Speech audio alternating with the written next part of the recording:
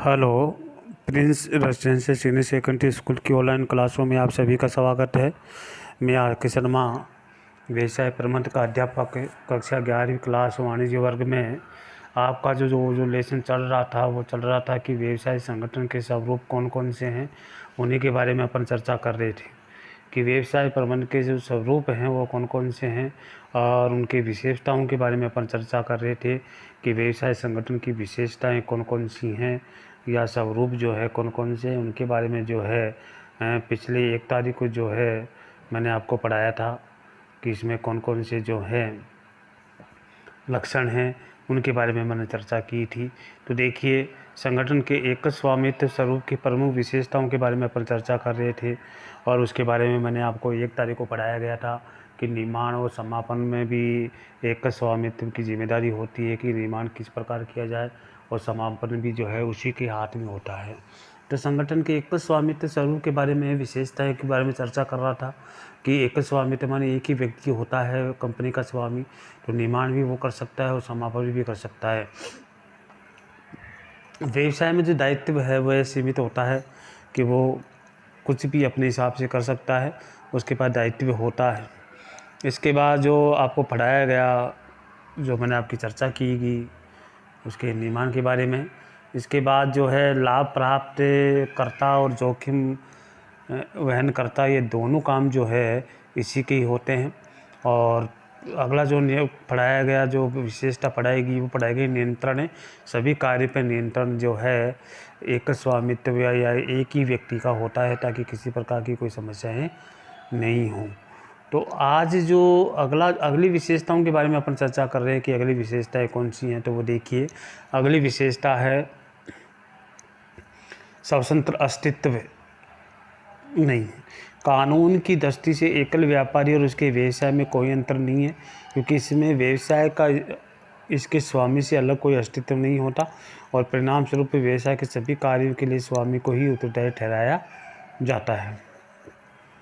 तो देखिए, स्वतंत्र अस्तित्व नहीं होता, लेकिन फिर भी इसको अस्तित्व को जो है दोहराया जाता है या ठहराया जाता है ताकि उसका ही पूरा अधिकार या उत्तरदायित्व रिस्पॉन्सिबिलिटी होती है। तो देखिए, स्वतंत्र अस्तित्व नहीं होता। कानून की दृष्टि से एकल व्यापारी और उसके व्यवसाय में कोई अंतर नहीं है, क्योंकि इसमें व्यवसाय का इसके स्वामी से अलग कोई अस्तित्व नहीं है। परिणाम स्वरूप व्यवसाय के सभी कार्यों के लिए स्वामी को ही उत्तरदायी ठहराया जाता है। तो अगला है व्यवसायिक नियंत्रणता का अभाव पाया जाता है, क्योंकि व्यवसाय और उनके स्वामी का एक ही अस्तित्व है। इसलिए एक स्वामी की मृत्यु होने पर या पागल हो जाने पर, जेल में बंद हो जाने पर या बीमारी अथवा दिवालिया होने पर सीधा और हानिकारक प्रभाव व्यवसाय पर पड़ेगा। हो सकता है कि वह व्यवसाय बंद भी करना पड़े। तो इसलिए कह रहे हैं कि व्यवसाय की नियंत्रणता का अभाव पाया जाता है। जरूरी नहीं कि व्यवसाय लंबे समय तक चले। तो कई प्रकार की समस्याएं सामने आती हैं, कई प्रकार की जो है रिस्क उठानी पड़ती हैं। अगर पागल हो जाता है या जेल में चला जाता है या किसी प्रकार की मृत्यु हो जाती है या जो इस प्रकार, तो इसलिए अगर वो एक ही व्यक्ति है तो इसका तात्पर्य ये हो गया कि वो कंपनी कभी भी बंद हो सकती है, उसका कोई अस्तित्व नहीं है। तो ये तो थे एकल व्यापार की विशेषता और लक्षण। और अब चल रहे हैं कि एकल व्यापार के गुण कौन कौन से हैं, उसके बारे में अपन चर्चा करेंगे। एकल स्वामित्व के कई लाभ हैं और इसमें से कुछ महत्वपूर्ण लाभ हैं वो इस प्रकार हैं। सबसे पहला तो ये है कि शीर्ष निर्णय लिया जाता है। एकल व्यापार में क्या होता है कि एक ही व्यक्ति ही डिसीजन लेता है और इसमें कोई देरी नहीं होती, कोई डिले नहीं होती। एकदम डिसीजन जो लिया जाता है वो तुरंत लिया जाता है और उसमें समय नहीं लगता। तो इसलिए ये कहा जा रहा है कि शीर्ष निर्णय जो निर्णय भी लिया जाता है वो तुरंत एक स्वामी के लिए लिया जाता है। तो एकल स्वामी व्यवसाय से संबंधित निर्णय लेने की बहुत अधिक स्वतंत्रता होती है, क्योंकि उसे किसी दूसरे से सलाह लेने की आवश्यकता नहीं होती। इसलिए वह तुरंत निर्णय ले सकता है और इसके कारण जब भी उसे कोई लाभ का अवसर प्राप्त होता है तो वह समय रहते उसका पूरा लाभ भी उठा लेता है। अगर जब भी लाभ लेने का जो समय आता है तो समय रहते हैं उसका पूरा लाभ उठाता है। और अगला जो है दूसरा है सूचना की गोपनीयता रहती है। एकल व्यापारी होता है तो सूचना अपने पास ही होती है। और किसी प्रकार की सूचना किसी के पास नहीं होती, इसलिए सूचना की गोपनीयता बनी रहती है। एकल स्वामी अकेले ही निर्णय लेने का अधिकार रखता है। एकल स्वामी अकेले ही निर्णय लेने का अधिकार रखता है और इसलिए वह व्यापार संचालन में भी उसकी सहायक भूमिका होती है। तो व्यवसाय संगठन तो इसमें जो है निर्णय लेने का जो तरीका है वो एक ही व्यक्ति के पास होता है। संबंध को सूचना को गुप्त रख सकता है तथा गोपनीयता बनाए रख सकता है। वह किसी कानून के अंतर्गत जो है अपना कार्य किसी कानून के अंतर्गत अपने लेखे जोखों को प्रकाशित करने के लिए बातें नहीं होता। ये दूसरा गुण है जिसकी इसमें मैंने आपको बताया गया है। तो देखिए, मैं आपको कुछ पॉइंट इससे पहले जो आपकी गुण बता रहा हूँ, 2 गुणों के बारे में मैंने आपके सामने चर्चा की है। ये तो शीर्ष निर्णय और दूसरा है सूचना की गोपनीयता। ये 2 चीज़ें जो है जो एकल स्वामित्व में देखने को मिलती है। तो दुनिया भर में एक खास आप देखिए कोको कोला प्रारंभ करिए स्वामित्व का व्यवसाय किस प्रकार का था उसके बारे में अपन चर्चा करेंगे। तो देखिए, दुनिया भर को एक खास आवाज़ से प्रेषित करवाने कोका कोला का जन्म 8 मई 1886 को जो है एटलांटी जॉर्जिया में हुआ था। और डॉक्टर जॉन स्मिथ पेनबर्टन एक स्थानीय औषधि निर्माता थे। उन्होंने कोको कोला के नाम से एक शरबत बनाया और वे इस नए उत्पाद को पास के स्थित जैकब फार्मेसी में ले गए। वहाँ उनका नमूना चखा गया, उसे अद्भुत घोषित किया गया। एक सोडा पेय के रूप में वह 5 सेंट प्रति गिलास बेचा जाने लगा और पेम्बर्टन को अपने उत्पाद की निहित संभावनाओं का एहसास भी नहीं हुआ। वो उसे धीरे धीरे अपने व्यवसाय के टुकड़े में अपने साझेदारों को बेच दिया। 1888 में अपनी मृत्यु के समय पहले उन्होंने कोको कोला अपने बच्चे कुछ हितों को आशा जी कैंडलर से बेच दिया। और कैंडलर व्यापारिक सूझबूझ करने वाला अटलांटिवासी था।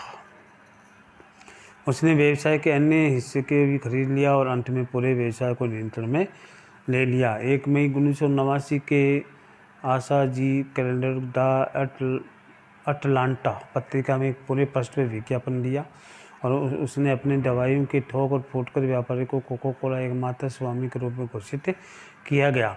उसके विज्ञापन में कहा गया कि कोको कोला स्वादिष्ट है, ताजगी देने वाला है, स्फूर्तिदायक है, शक्तिवर्धक पेय है।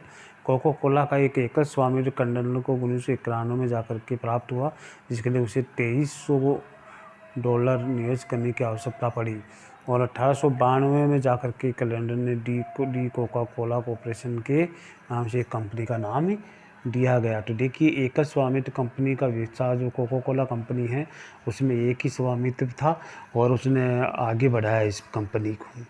तो देखिए, आज जो मैंने आपको बताया गया है कि उसकी विशेषताओं के बारे में भी मैंने आपको बताया गया है कि कौन कौन सी विशेषताएं हैं, उनकी चर्चा मैंने की गई। किसकी एकल स्वामित्व की विशेषताओं के बारे में मैंने आपको बहुत अच्छी तरह से पढ़ा दिया गया। और स्वतंत्र अस्तित्व जो आज का टॉपिक में जो है स्वतंत्र अस्तित्व नहीं है या व्यवसायिक नियंत्रण नहीं है। गुण के बारे में मैंने 2 गुणों के बारे में मैंने आपको बताया है। एक तो चीज़ निर्णय लेने का जो अधिकार है वो व्यक्ति के पास होता है, कभी भी तुरंत निर्णय लिया जा सकता है और समय को देखते हुए कभी भी जो है लाभ आ रहा है तो लाभ के हिसाब से भी निर्णय को परिवर्तित किया जा सकता है। इस प्रकार की जो है संभावना इसमें देखने को मिलती है। शीर्ष निर्णय लिया जा सकता है और सूचना की गोपनीयता भी देखने को मिलती है कि सूचना है वो गुप्त में रखी जाती है, तो सूचना की गोपनीयता भी देखने को मिलती है ताकि किसी प्रकार की कोई समस्याएं नहीं रहे। और इसके बाद जो मैंने आपको पढ़ाया है कि कोको कोला प्रारंभ करने में स्वामित्व का स्वरूप किस प्रकार का रहा है, उसके बारे में मैंने आपको बता दिया कि किस प्रकार का रहा है। इसकी चर्चा भी मैंने आपके सामने की है कि किस प्रकार रहा है, किसके पास कोको कोला की जो है उपज आई और उसने किसको बेची और किस प्रकार जो है एक व्यक्ति ने 1 मई 1989 के तहत उसने कैलेंडर जारी किया गया। लेकिन मान्यता जो है 1991 में जाकर के स्वामित्व में कोको कोला का एकल स्वामित्व कैलेंडर को 1991 में जाकर के प्राप्त हुआ, जिसके लिए $2300 निवेश करने की आवश्यकता पड़ी और 1892 में जाकर कैलेंडर कोको कोला कॉर्पोरेशन के नाम से जाकर कैंडलर ने डी कोको कोला कॉर्पोरेशन के नाम से कंपनी का गठन किया गया। तो इसलिए कह रहे कि एकल स्वामित्व वाली जो कंपनियां होती हैं उसमें इस प्रकार की जो करने का काम है, और एकल स्वामित्व की विशेषता जो है इस कोको कोला कंपनी में भी देखने को मिलती है। इसलिए आज के लेसन में आपको इतना ही करवाया जाएगा। आगे के लेसन में जो है गुण, 2 गुणों के बारे में चर्चा मैंने आज कर ली है, शीर्ष निर्णय और सूचना की गोपनीयता। अब आगे जो है तीसरा जो गुण है उसके बारे में आने वाली क्लास में आपको बताया जाएगा। जब तक के लिए जय हिंद।